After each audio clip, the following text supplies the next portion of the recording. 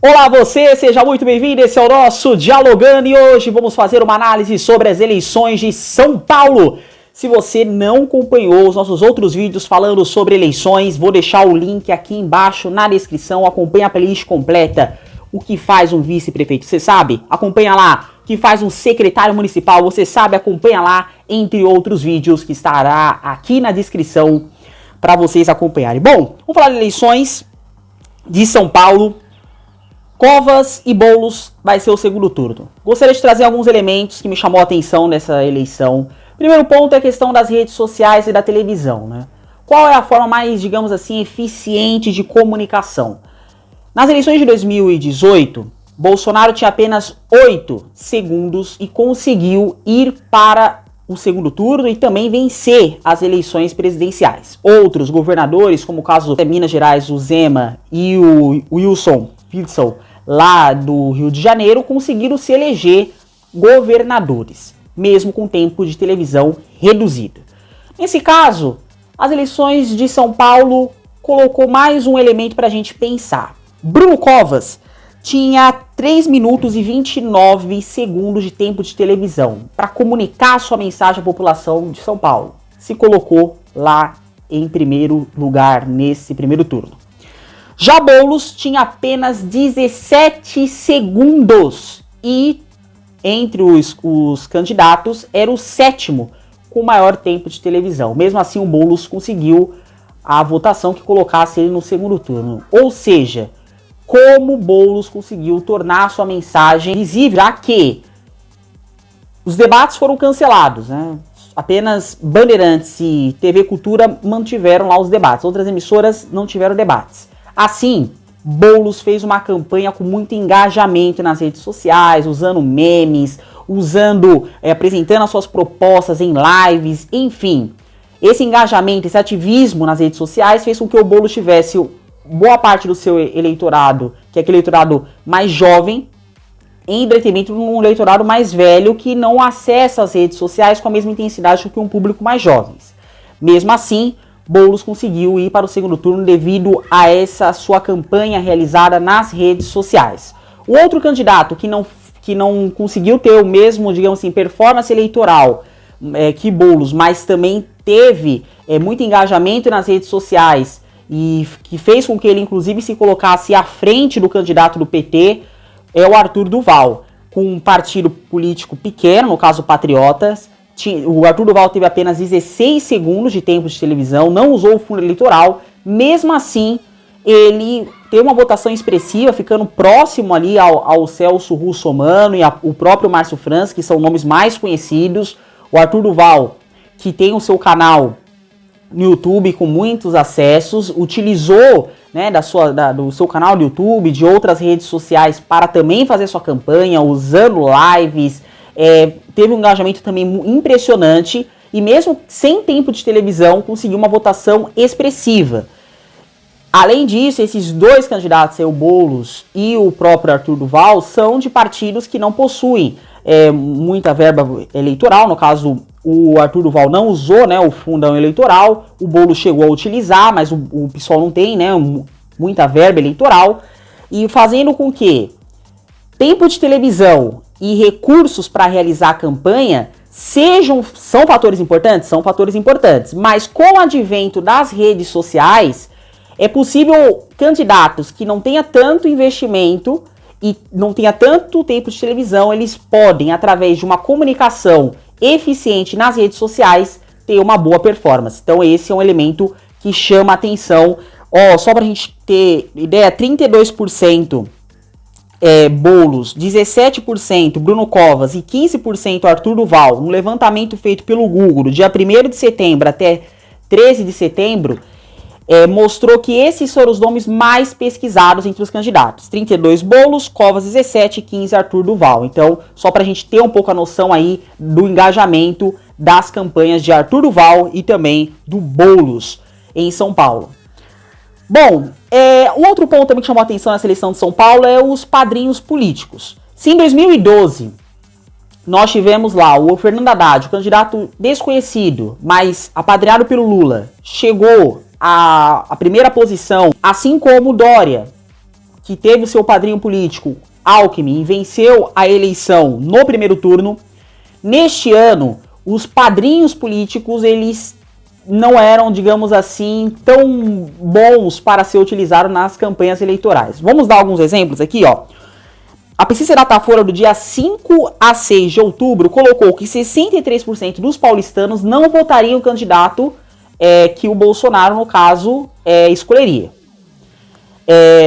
Russomano desconsiderou essa informação e levou o Bolsonaro para sua campanha. No início, fazendo lá o jingle Bolsonaro, e com Bolsonaro e Russomano, São Paulo sai ganhando, utilizando que o Celso Russomano era o candidato do Bolsonaro.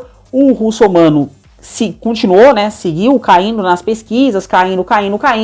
Depois ele se afastou um pouco do Bolsonaro, tirou um pouco ali o jingle, mesmo assim seguiu caindo nas pesquisas, até que ele, uma atitude lá de tudo ou nada, voltou com o Bolsonaro, aí foi até o fim, gravou vídeos ao lado do presidente, mesmo assim não conseguiu ir para o segundo turno. Aliás, é a terceira vez, né? O Russomano em 2012 terminou em terceiro, em 2016 terminou também em terceiro e nessa eleição terminou em quarto lugar. Mesmo com o apoio do presidente, não conseguiu ir para o segundo turno. Vale ressaltar que Bolsonaro teve uma votação muito expressiva em 2018 e aí depois, 2 anos depois, já não consegue ter ali um apoio expressivo em São Paulo, né? Basta lembrar que o Dória colou muito a sua imagem a Bolsonaro justamente para conseguir vencer a eleição para governador. Dessa vez não conseguiu. Russomano repetiu o mesmo efeito de Dória. Falando em Dória, 60% nessa mesma pesquisa do Datafolha diz que não votaria num candidato que Dória escolhesse. No caso, o Covas, que é do mesmo partido, né, do Dória, o PSDB, preferiu não utilizar o atual governador na sua campanha. O Covas procurou mostrar as ações que ele vinha fazendo na prefeitura, mostrar um pouco da sua biografia e se afastou do Dória.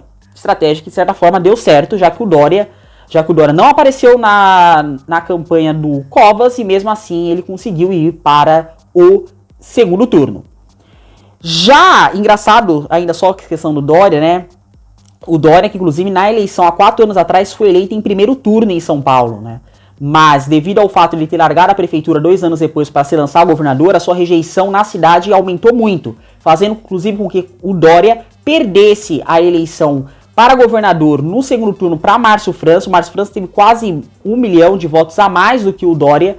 Então isso demonstra a rejeição que o Dória tem, devido inclusive ele ter largado, digamos assim, a prefeitura. E 4 anos depois tem uma grande rejeição. Um candidato que teve uma ótima performance na eleição para prefeito de 2016. Bom, e por último Lula. 54% das pessoas disseram, não votam no candidato que o Lula apoiar. No caso do Lula, Gilmar Tato, do PT, teve o pior desempenho de um candidato petista em São Paulo. Mesmo que o Tato usou a imagem do Lula, aliás, o Tato não só usou a imagem do Lula, mas também procurou demonstrar que ele era um candidato que já tinha passado por outras administrações petistas, como o caso da administração da Marta e do próprio Fernando Haddad.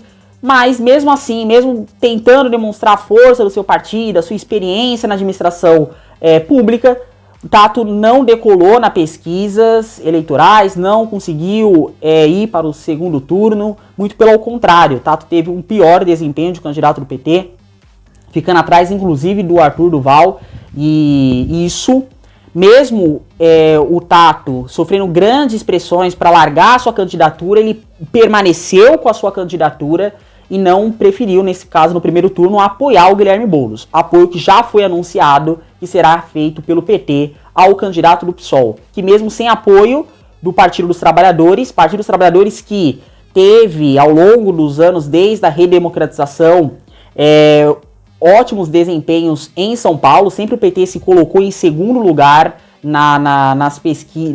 nos resultados eleitorais em São Paulo, mas dessa vez não foi um candidato do PT que foi para o segundo turno, e sim o outro candidato de esquerda do PSOL, o Guilherme Boulos, que teve o melhor desempenho do seu partido e vai disputar essa eleição com Bruno Covas. Bom, esse é um ponto interessante que eu queria chamar agora a atenção nesse finalzinho do nosso vídeo, traçar um pouco desse segundo turno de como será. Gostaria de destacar alguns pontos. Primeiro, Bruno Covas deve continuar tentando fazer ali, defender a sua gestão, afastar o Dória do seu propaganda eleitoral, reforçar ali a sua experiência como administrador público. Em contrapartida, Boulos vai continuar fazendo a sua campanha, procurando desmistificar alguns elementos que foram colocados na sua biografia, né, demonstrando que ele não é um candidato, por exemplo, radical, que ele não é invasor de propriedade. Enfim, ele vai continuar buscando fazer a defesa, esclarecer um pouco mais a população sobre a sua biografia.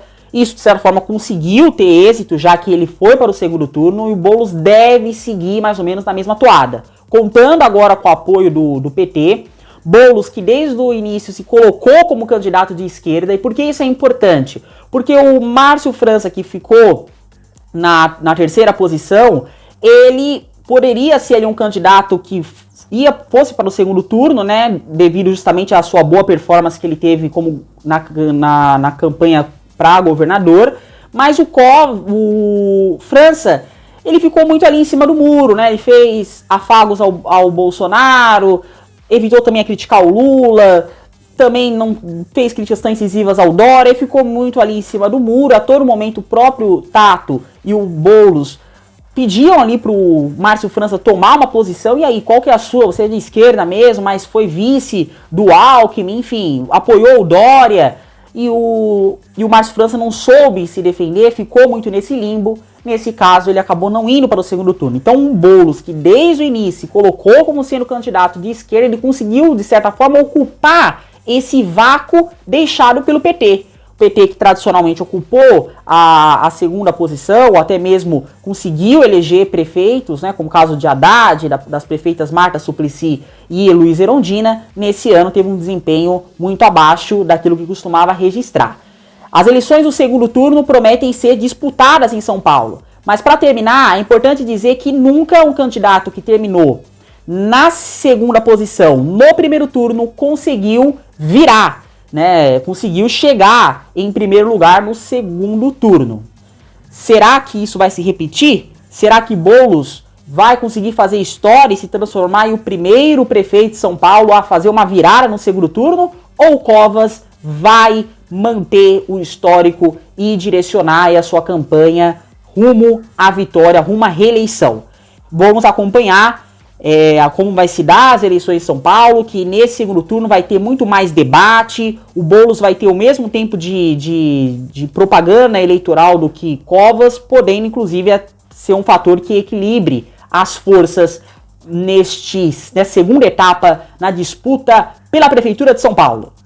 Gostou desse vídeo? Então faz assim, ó. Compartilhe ele com seus amigos através do WhatsApp e nos ajude a nos fortalecer aqui no YouTube. Esse é o Dialogando, compartilhando o conhecimento. Também veja lá nossa playlist, hein? Tchau, tchau e até a próxima semana!